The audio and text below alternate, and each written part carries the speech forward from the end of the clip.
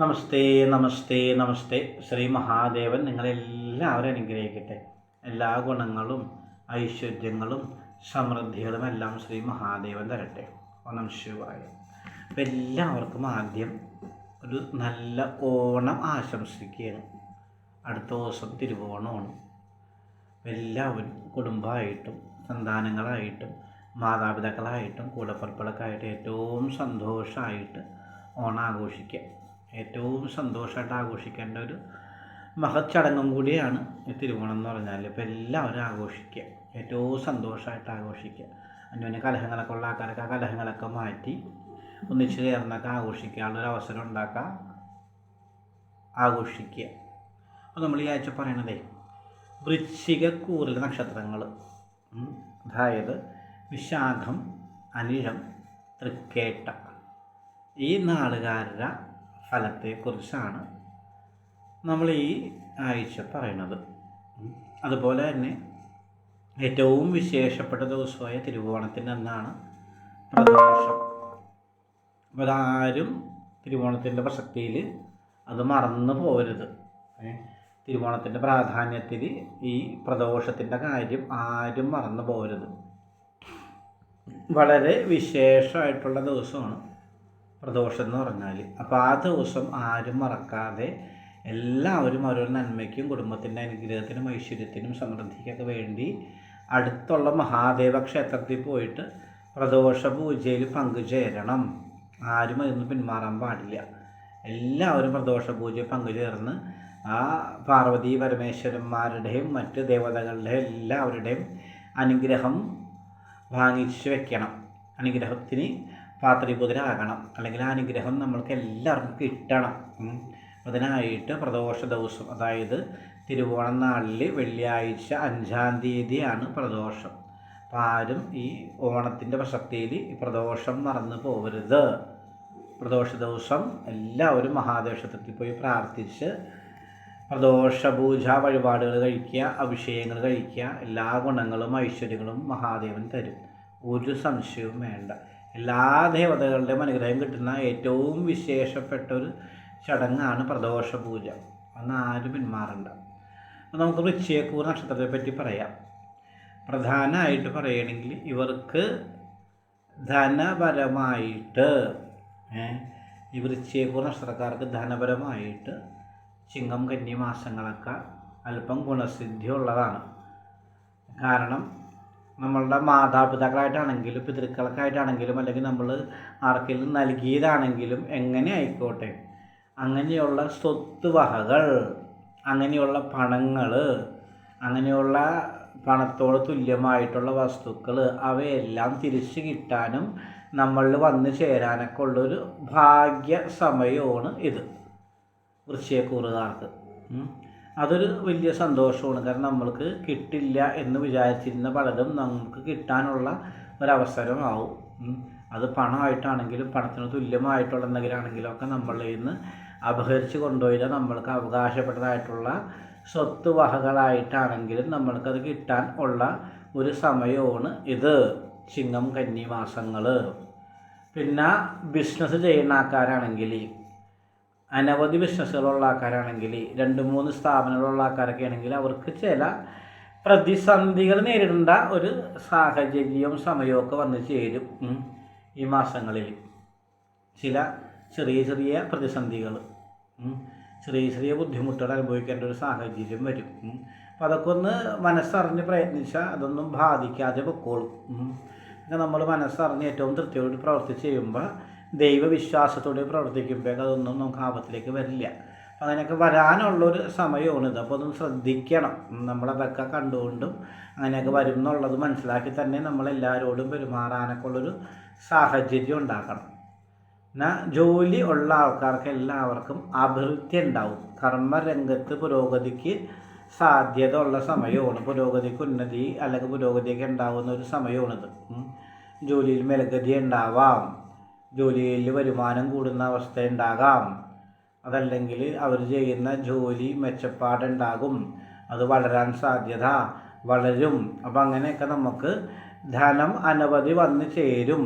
അതിനുള്ളൊരു സമയമാണ് ഈ ചിങ്ങം കന്നി മാസം എന്ന് പറഞ്ഞാൽ. അതുപോലെ തന്നെ പറയുകയാണെങ്കിൽ കലഹിച്ച് അന്യോന്യം കലഹിച്ച് നിന്ന കൂടപ്പറപ്പുകൾ, ബന്ധുമിത്രാദികൾ, അവരൊക്കെ ആയിട്ട് ലോഹ്യം വരാൻ ഉള്ള ഒരവസരമാണ് ഈ സമയം. ഇങ്ങോട്ട് വന്ന് സംസാരിക്കാനും ഇങ്ങോട്ട് നമ്മളോട് ഇഷ്ടം കൂടാനൊക്കെ വരും കലഹിച്ചു പോയ ആൾക്കാർ.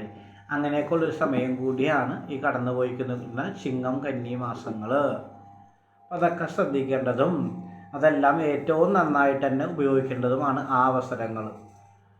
പിന്നെ പറയണമെങ്കിൽ വലത്ത് കാലായിട്ട് ബന്ധപ്പെട്ട് അല്പം ബുദ്ധിമുട്ടിനൊക്കെ സാധ്യതയുണ്ട്. രോഗാവസ്ഥകൾ വരാനും വേദന അനുഭവങ്ങൾ ഉണ്ടാവാനൊക്കെ സാധ്യതയുള്ള സമയമാണ്. വലത്തെ കാലിൻ്റെ മുട്ട്, അതുപോലെ തന്നെ പാദം, ഈ ഭാഗങ്ങളിലൊക്കെ എന്തെങ്കിലും വൈകാരികകൾ വരാനും വേദനകൾ വരാനും ബുദ്ധിമുട്ടുകൾ ഉണ്ടാവാനൊക്കെ ഉള്ള ഒരു സമയമാണിത്. അപ്പോൾ അതൊന്ന് ശ്രദ്ധിക്കണം, തീർച്ചയായിട്ടും എല്ലാവരും ശ്രദ്ധിക്കണം. വയ്യാടൊന്നും വരാതേക്ക് ഇരിക്കാനൊക്കെ ആയിട്ട് എല്ലാവരും ശ്രദ്ധിച്ചൊക്കെ വേണം എന്ത് കാര്യങ്ങളിലേക്ക് ഇറങ്ങാനും. അപ്പോൾ അത് ശ്രദ്ധിക്കുക. പിന്നെ ഈ നാളുകാർ വിവാഹം ആവാത്ത ആൾക്കാരുണ്ടെങ്കിൽ, ഈ വിശാഖം അനിഴം തൃക്കേട നാളുകാർ വിവാഹം ആയിട്ടില്ല എന്നുണ്ടെങ്കിൽ അവർക്ക് വിവാഹങ്ങൾ വന്നു ചേരാനും അതൊക്കെ നടക്കാനും അതെല്ലാം ഉറപ്പിക്കാനൊക്കെ ഉള്ളൊരു സാധ്യതയും അതിനൊക്കെ പറ്റിയൊരു സമയമൊക്കെയാണ് ഈ കടന്നു പോയിക്കൊണ്ടിരിക്കുന്ന സമയം. അനിഴംകാർക്ക് വിവാഹമാകാം, വിശാഖംകാർക്ക് വിവാഹമാകാം, തൃക്കേട്ടക്കാർക്ക് വിവാഹമാകാം. തൃക്കേട്ടക്കാർക്ക് ജോലിയിൽ അഭിവൃദ്ധി ഉണ്ടാവും. അത് ജോലി മുടങ്ങി നിൽക്കണക്കാർക്ക് ജോലി കിട്ടാനുള്ള അവസരങ്ങൾ വരും. പുതിയ ജോലി വന്ന് ചേരും. വിദേശത്ത് ജോലി ചെയ്യാനുള്ള അവസരം കിട്ടുന്ന ആൾക്കാർക്ക് അവസരം കിട്ടും, ശ്രമിക്കുന്ന ആൾക്കാർക്ക് അവസരം കിട്ടും. അങ്ങനെയൊക്കെയുള്ളൊരു സമയമാണ് തൃക്കേട്ടക്കാർക്ക് ഈ സന്ദർഭം, ഈ സമയം എന്നൊക്കെ പറഞ്ഞാൽ. അപ്പോൾ അതൊക്കെ നമ്മൾ ദുർവിനിയോഗം ചെയ്യാതെ ഏറ്റവും നന്നായിട്ട് തന്നെ കിട്ടുന്ന അവസരങ്ങൾ പ്രയോഗിക്കുക എന്നുള്ളതാണ്. എന്നാൽ മാത്രമേ ജീവിതത്തിൽ വിജയം ഉണ്ടാവുകയുള്ളൂ. എന്താണെങ്കിലും ഈ 3 നക്ഷത്രക്കാർക്കും, വിശാഖം അനിഴം തൃക്കേട്ട ഈ 3 നാളുകാർക്കും, വൃശ്ചിക കൂറിൽ വരുന്ന ഈ 3 നാളുകാർക്കും അഭിവൃദ്ധിയുള്ള സമയമാണ് ഇപ്പം ഈ നടന്നുകൊണ്ടിരിക്കുന്ന സമയം. ധനമായിട്ട് ബന്ധപ്പെട്ട അഭിവൃദ്ധി ഉണ്ടാവും, സൽപ്പേരുണ്ടാവും, ബന്ധുമിത്രങ്ങളൊക്കെ ആയിട്ട് ലോഹ്യം കൂടും. പൂർവികരുടെ സ്വത്തുക്കൾ, നമുക്ക് കിട്ടാനുള്ള സ്വത്തുക്കൾ, നമ്മളിൽ നിന്ന് അപഹരിച്ചുകൊണ്ട് പോയ സ്വത്തുക്കൾ, ധനത്തോട് തുല്യമായിട്ടുള്ള വസ്തുക്കൾ, അവയെല്ലാം നമ്മളിലേക്ക് തിരിച്ചു വരാൻ ഉള്ള ഒരു സമയമാണ് ഈ ചിങ്ങം കന്നി മാസം എന്ന് പറഞ്ഞാൽ. അപ്പം അങ്ങനെയുള്ള പല ഗുണങ്ങൾ ഉണ്ടാവുന്നതും ഗുണങ്ങൾ വന്നു ചേരുന്നതുമായിട്ടുള്ള ഒരു മാസമാണ് ഈ കടന്നു പോയിക്കൊണ്ടിരിക്കുന്ന ചിങ്ങം കന്നി മാസങ്ങൾ. അതിനകത്തൊരു വിഷമസന്ധി എന്ന് പറയുകയാണെങ്കിൽ അല്പം ശാരീരിക ബുദ്ധിമുട്ട്, വലത് കാലിന് വേദന, അങ്ങനെയുള്ള കാര്യങ്ങൾ, മുട്ടിനെന്തെങ്കിലും ബുദ്ധിമുട്ട് കാര്യങ്ങൾ അത് വരാൻ സാധ്യതയുണ്ട്. പിന്നെ അനവധി ബിസിനസ് ചെയ്യുന്ന ആൾക്കാരാണെങ്കിൽ, അനവധി സ്ഥാപനങ്ങൾ നടത്തുന്ന ആൾക്കാരാണെങ്കിൽ അവർക്കും അല്പം അലോഹ്യങ്ങൾ വരാനും ഏതെങ്കിലും രീതിയിൽ ബുദ്ധിമുട്ട് വരാനൊക്കെ ഉള്ളൊരു സമയമാണിത്. അപ്പോൾ അതൊന്നും വരാതിരിക്കണം എന്നുണ്ടെങ്കിൽ ഇപ്പോൾ ഈ നാളുകാർക്ക്, വൃശ്ചിക കൂറുകാർക്ക് ഒരു ബുദ്ധിമുട്ടും ബാധിക്കാതിരിക്കണം എന്നുണ്ടെങ്കിൽ, ബുദ്ധിമുട്ട് അനുഭവിക്കുന്ന ആൾക്കാരാണെങ്കിൽ ആ ബുദ്ധിമുട്ടിൽ നിന്ന് നമ്മൾക്ക് മോചനം കിട്ടാനാണെങ്കിൽ ശ്രീകൃഷ്ണ ഭഗവാന് നെയ്വിളക്ക്, ഭാഗ്യസൂക്ത മന്ത്രാർച്ചന, കദളിപ്പഴ നിവേദ്യം ഇതൊക്കെ കഴിച്ച് പ്രാർത്ഥിക്കുന്നത് വളരെ വിശേഷമാണ്. അവരനുഭവിക്കുന്ന ബുദ്ധിമുട്ടിൽ നിന്ന് മോചനം കിട്ടാനായിട്ട് കൃഷ്ണന് നെയ്വിളക്ക്, തുളസിമാല, ഭാഗ്യസൂക്ത മന്ത്രാർച്ചന ഇതൊക്കെ കഴിച്ചു കഴിഞ്ഞാൽ കുറച്ചും കൂടിയൊക്കെ നമുക്ക് ബുദ്ധിമുട്ടൊന്നും ബാധിക്കാതെയൊക്കെ ഇരിക്കാനുള്ള അവസരങ്ങൾ വരും. ഭഗവാൻ അതിനൊക്കെ ഒരു തുണയായിട്ട് വരും. അത് ചെയ്യാം. പിന്നെ അടുത്തുള്ള ഏതെങ്കിലും മഹാദേവ ക്ഷേത്രത്തിൽ പോയിട്ട് ഭഗവാന് ജലധാര ഒരു 3 ദിവസം അടുപ്പിച്ച് കഴിച്ച് പ്രാർത്ഥിക്കുകയാണെങ്കിലും കുറച്ചും കൂടി മോചനം കിട്ടും. അനുഭവിക്കുന്ന ബുദ്ധിമുട്ടുകളിൽ നിന്നൊക്കെ മോചനം കിട്ടും. ആ ബുദ്ധിമുട്ടുകളിൽ നിന്നൊക്കെ നീങ്ങി ഏറ്റവും നല്ല രീതിയിൽ സമൃദ്ധിയിലൊക്കെ മുന്നോട്ട് പോകാനുള്ള അവസരങ്ങൾ വന്ന് ചേരും. മഹാദേവ ക്ഷേത്രത്തിൽ പോയിട്ട് ജലധാര കഴിക്കുക, 3 ദിവസം മുടങ്ങാതെ അടുപ്പിച്ച് അങ്ങോട്ട് കഴിക്കുക. അത് നമുക്ക് ഫലം ചെയ്യും. ശ്രീകൃഷ്ണ ഭഗവാന് നെയ്വിളക്ക്, ഭാഗ്യസൂക്ത മന്ത്രാർച്ചന, കദളിപ്പഴ നേദ്യം, തുളസിമാല എന്നീ വഴിപാടുകൾ ഏതെങ്കിലുമൊക്കെ കഴിച്ച് പ്രാർത്ഥിക്കുന്നതും വളരെ വിശേഷമാണ്. നമുക്ക് നമ്മളനുഭവിക്കുന്ന ഈ വൃശ്ചികക്കൂറിൽ അനുഭവിക്കുന്ന വിഷമതകളിൽ നിന്നും ബുദ്ധിമുട്ടിൽ നിന്നൊക്കെ മോചനം കിട്ടാൻ വളരെ വിശേഷമാണ്. സാധിക്കുന്ന ആൾക്കാരൊക്കെ ഏറ്റുമാനൂർ അമ്പലത്തിൽ പോയി ഒന്ന് പ്രാർത്ഥിക്കാം. ബുദ്ധിമുട്ടുള്ള ആൾക്കാരുണ്ടെങ്കിൽ നക്ഷത്രക്കാർ ഏറ്റുമാനൂർ പോയി പ്രാർത്ഥിക്കണം, നല്ലതാണ്. അവരുടെ അനവധി ബുദ്ധിമുട്ടുകൾ മാറാനൊക്കെ വളരെ വിശേഷമാണ്. ചോറ്റാനിക്കരെ പോയി പ്രാർത്ഥിക്കുന്നത് വളരെ നല്ലതാണ്. അവരനുഭവിക്കുന്ന കുറച്ച് ബുദ്ധിമുട്ടുകളിൽ നിന്നൊക്കെ മോചനം കിട്ടാൻ വളരെ നല്ലതാണ്. എന്താണെങ്കിലും പൊതുവെ ഭൂരിഭാഗം കാര്യങ്ങളും ഈ നാളുകാർക്ക് നല്ല സമയങ്ങളാണ്. അല്പം മാത്രമേ ഉള്ളൂ മോശമോട് ചിന്തിക്കാനായിട്ട്. ഭൂരിഭാഗം കാര്യങ്ങളൊക്കെ വളരെ നല്ലതാണ്. അപ്പോൾ അതുകൊണ്ട് തന്നെ അതൊക്കെ മനസ്സിലാക്കി സന്തോഷമായിട്ടൊക്കെ മുന്നോട്ട് പോവാം. മുന്നോട്ട് കാര്യങ്ങളൊക്കെ ആയിട്ട് നടക്കാം.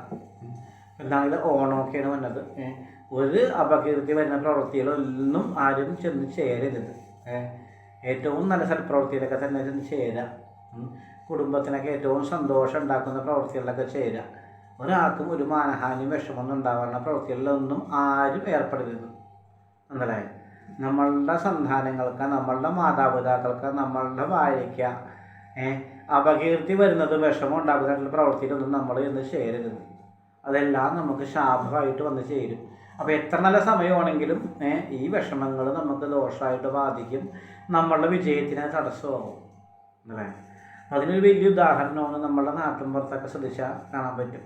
+2 കഴിഞ്ഞ ആൾക്കാർ, അല്ലെങ്കിൽ ഡിഗ്രിക്ക് പഠിക്കുന്ന ആൾക്കാർ, ഡിഗ്രി കഴിഞ്ഞ ആൾക്കാർക്ക് പെട്ടെന്ന് ചില ആൾക്കാർക്ക് ജോലി കിട്ടും, സർക്കാർ ജോലിയൊക്കെ കിട്ടാറുണ്ട്. അതുപോലെ തന്നെ അനവധി വിദ്യാഭ്യാസമുള്ള ബിടെക് എംടെക്കൊക്കെ എടുത്ത് വെറുതെ അങ്ങോട്ടും ഇങ്ങനെ നടക്കുന്ന ഒരുപാട് ആൾക്കാരുണ്ടാവും. ജോലിക്ക് അനവധി ശ്രമിച്ചിട്ട് നടക്കാത്ത ആൾക്കാരുണ്ടാവും. അപ്പോൾ ഇത് രണ്ടിനുള്ളൊരു വലിയ വ്യത്യാസം എന്ന് പറഞ്ഞാൽ ദൈവാധീനവും കാരണന്മാരുടെ അനുഗ്രഹവും ഒക്കെ ഉണ്ടെങ്കിൽ ചിലപ്പോൾ നമ്മൾ പ്രതീക്ഷിക്കുന്നതിലും വേഗം നമ്മളുടെ കാര്യങ്ങൾ നടക്കും. അല്ലേ, നമ്മളുടെ മാതാപിതാക്കളുടെ ഒരു അനുഗ്രഹം ഉണ്ടെങ്കിൽ, ദൈവാനുഗ്രഹം, ദൈവങ്ങളുടെ പ്രീതി ഉണ്ടെങ്കിൽ, ആ വിശ്വാസത്തോടു കൂടിയും മാതാപിതാക്കളുടെ അനുസരണയോടു കൂടിയൊക്കെ ജീവിക്കുന്ന കുട്ടികളാകുമ്പോൾ ചിലപ്പോൾ ദൈവം അതിന് പെട്ടെന്ന് ഒരു കൂലി കൊടുക്കും, അല്ലെങ്കിൽ പെട്ടെന്നൊരു ഗുണം കൊടുക്കും, പെട്ടെന്നൊരു ഭാഗ്യം കൊടുക്കും. അങ്ങനെയൊക്കെ ജോലി കാര്യങ്ങൾ അവർ വിചാരിക്കുന്നതിലും വേഗം നടക്കാനും, വിവാഹാദി കാര്യങ്ങൾ നടക്കാനും, ജീവിതത്തിൽ ഫലസിദ്ധികൾ ഉണ്ടാവാനൊക്കെ ആയിട്ടൊക്കെ സാധ്യതയുണ്ട്. അപ്പോൾ അതിനൊക്കെ പ്രധാനം എന്ന് പറഞ്ഞാൽ നമ്മുടെ കുടുംബജീവിതം ഏറ്റവും സന്തോഷമായിട്ട് കൊണ്ടുപോകണം. മാതാപിതാക്കളായിട്ട് ഏറ്റവും സന്തോഷമായിട്ട് നടക്കണം, ഏറ്റവും നല്ല നടക്കണം. എന്നാലും ഇതിനെല്ലാം ഗുണസിദ്ധി ഉണ്ടാവുള്ളൂ.